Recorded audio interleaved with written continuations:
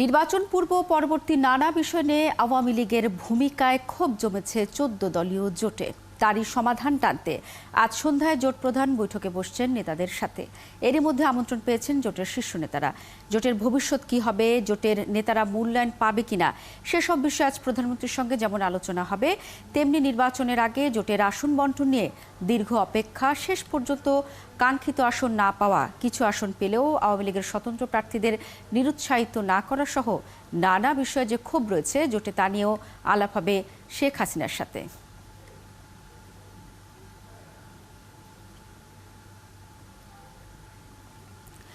গণমাধ্যম বলছে ১৪ দলীয় জোটের ভবিষ্যৎ কোন পথে যাবে তার একটি স্পষ্ট দিক নির্দেশনা আসতে পারে আজ। শরিকদের পক্ষ থেকে আওয়ামী লীগ সভাপতির কাছে বেশ কিছু দাবিও তুলে ধরা হবে বৈঠকে। আর এই বিষয়ে আরও বিস্তারিত জানবো, যুক্ত হচ্ছেন ওয়ার্কার্স পার্টির পুলিট ব্যুরোর সদস্য নূর আহমেদ বকুল। আপনাকে স্বাগত জানাচ্ছি বিস্তারে। প্রথমেই যে প্রশ্ন দিয়ে শুরু করতে চাই সেটা হচ্ছে, আমরা জানি যে রাশেদ খান মেননের বনানীর বাসায় কিন্তু একটি সভা হয়েছিল। সেখানে আসলে কি কি বিষয়ে আলোচনা হয়েছে এবং সেই আলোচনার প্রেক্ষিতে আজকের বৈঠকে আপনাদের কি কি দাবি থাকতে পারে?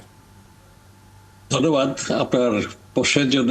যে আমরা তো জানেন যে একটা বিশেষ পরিস্থিতিতে ১ দশকেরও বেশি সময়, প্রায় ২ দশকের কাছাকাছি একটি রাজনীতি নিয়ে আমরা বাংলাদেশে চলছি। সেটা মুক্তিযুদ্ধ, স্বাধীনতার প্রসঙ্গ এবং বাংলাদেশে অসাম্প্রদায়িক গণতান্ত্রিক বাংলাদেশ, ৭২-এর সংবিধানের উপরে দাঁড়িয়ে দেশটাকে পরিচালিত করার আকাঙ্ক্ষা নিয়ে বিএনপি জামাত জোটের বিরুদ্ধে, এবং যে প্রেক্ষিতে ১৪ দলটা গঠিত হয়েছিল আপনার স্মরণ থাকার কথা, যে সেদিন জননেত্রী শেখ হাসিনার জনসভায় যে গ্রেনেড হামলা এবং তার পূর্বে বিভিন্ন রকমের জঙ্গিবাদী কর্মকাণ্ড বিএনপির ছত্রছায়া এবং জামাত বিএনপি মিলে দেশটাকে যে জায়গায় নিয়ে গেছিল, তারই প্রেক্ষাপটে কিন্তু ১৪ দলের জন্ম। এবং ১৪ দলের জন্মের ঘোষণার মধ্যেই ২৩ দফা কর্মসূচি নিয়ে যে ঘোষণাটা ছিল, সেটা মুক্তিযুদ্ধের চেতনায় দেশকে পরিচালিত করা এবং মুক্তিযুদ্ধের সপক্ষে এবং তার দর্শনগত অবস্থানটাকে রাষ্ট্রের মধ্যে পরিপুষ্ট করা।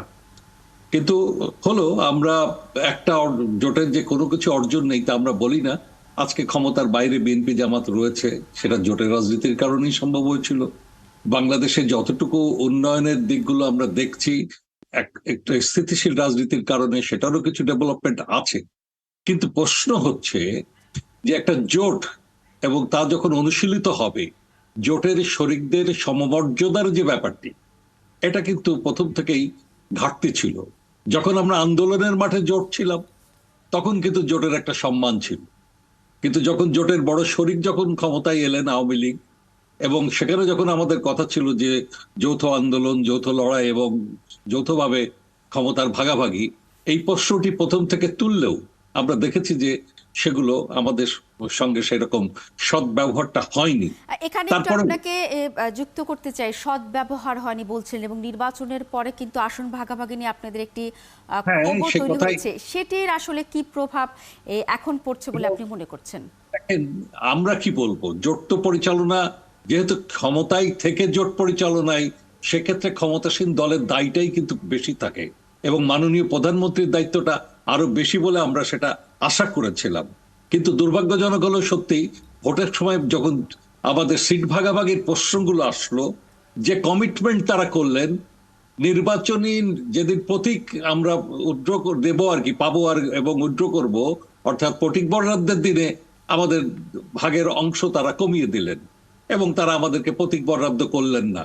এখন এই ধরনের ৩টে আমাদের পার্টিকে দেবেন এত কিছুর পরেও, যেখানে আমরা 7টা এমপি ছিলাম পার্লামেন্টে ২০০৮-এর পরে, তো সেইখান থেকে কমতে কমতে কমতে কমতে আমরা এসে এখন দাঁড়িয়ে গেছি একটাতে।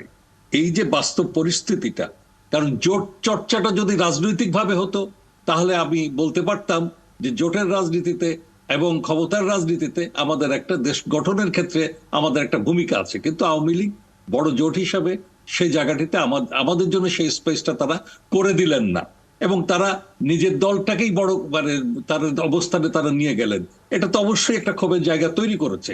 এছাড়াও খোদ প্রধানমন্ত্রী এবং তাদের আওয়ামী লীগের বড় বড় নেতারা একেবারে এমন বিষোদাগার করলেন ভোটের আগে যে যেন আমাদের কিছুই নেই, আমরা কোন রকমের অস্তিত্বহীন একটি পার্টি বা আমাদের অস্তিত্বহীন সমস্ত পার্টিগুলো, এবং তারা দয়া করে আমাদের জায়গা দিয়েছেন বিদায় আমরা এরকম একটা আহ, আমাদের মেনে নেওয়া উচিত। তো এটা আমরা মানতে পারিনি, আমাদের কর্মীরাও মানতে পারেনি। অর্থাৎ আপনারা এতে যে যেটা মানতে পারেনি এবং যে ক্ষোভের কথা আপনার কণ্ঠে শুনছি, সেই বিষয়গুলি হয়তো আজকে আপনাদের যে বৈঠক আছে সেই দাবি নিশ্চয়ই তুলবেন এবং আপনাদের কি দাবি দেওয়া আছে সেটি নিশ্চয়ই আমরা দর্শকদের সবশেষ জানিয়ে দেব। আপনাকে অসংখ্য ধন্যবাদ।